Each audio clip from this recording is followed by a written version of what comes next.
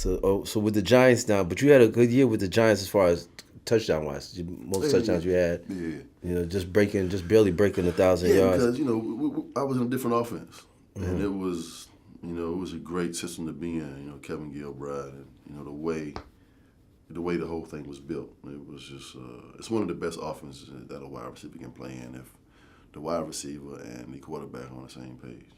Now you finally get to the Super Bowl. You get to the big dance. How do you feel going to the Super Bowl now? You and Eli. This is Man, 2007, yeah, 2008, right? I remember being in Green Bay, and we get the ball. We about to kick the field goal to get to the game, to win the game, and Lawrence Tynes misses the field goal. And hey, Tynes, forgive me, man, but I'm sitting on the bench, and I'm like, yo, man, this motherfucker just missed the kick to go to the Super Bowl. And I was like, all right, we got to go back out there. We come back again. Tynes misses another one. And I'm sitting there on the sideline. I remember sitting on the sideline just like this. I'm like, I'm never going to get there. I'm hurt. I'm like, I'm never going to get there. And then, the third one, it was like 47 yards, I think, and Coach Coughlin was going to go for it. He was like, no, I'm going to make it. And Coach Coughlin was like, all right, go kick it. And he kicked it, and we went to the chip, man. I mean, just to get there, you really don't understand it. When you get there, it's like, I'm going to the Super Bowl. And right at that moment, all your memories of watching, Doug Williams, because I grew up in Virginia, we got a lot of Redskins games. Watching Doug Williams and, Art Monk was like my favorite player growing up. John Elway and Tony Dorsett. Of all these, Bruce Smith, who was from my hometown. Of watching all these guys that you admire as a kid, and to get there and you think it's like make believe because it's on television. You don't believe it because right. you can't touch it. Right. And to get to that point, I'm like, man,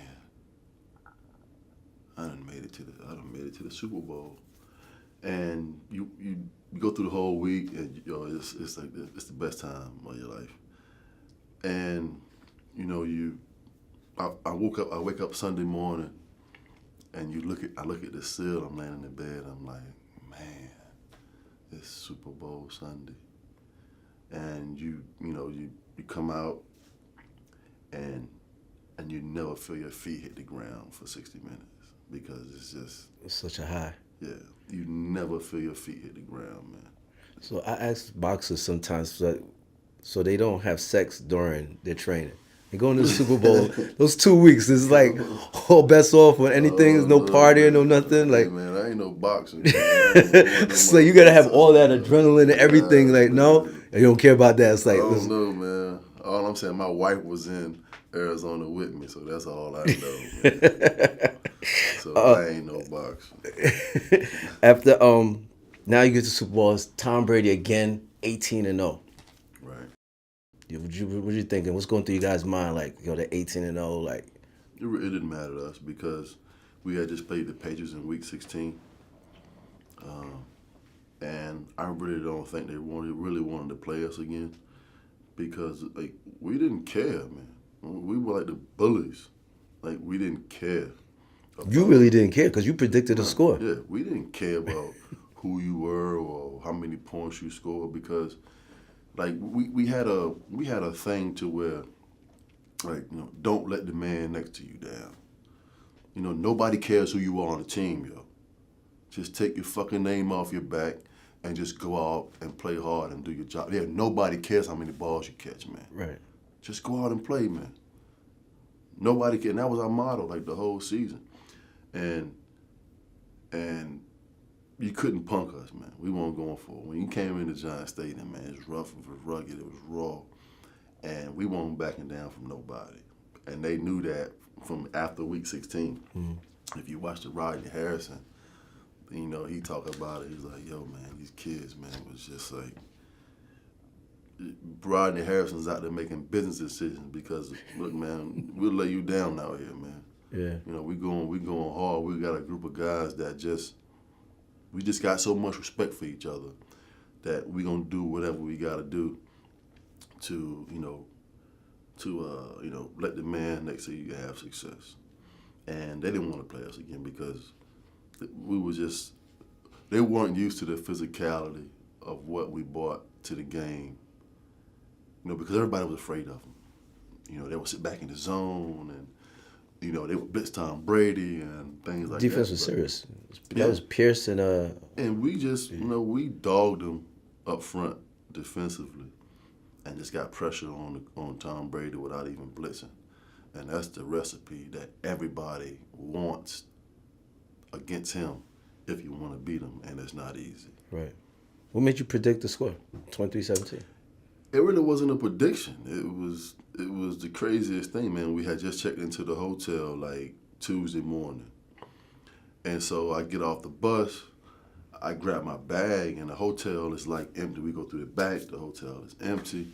And I got somebody in front, I got AP in front of me.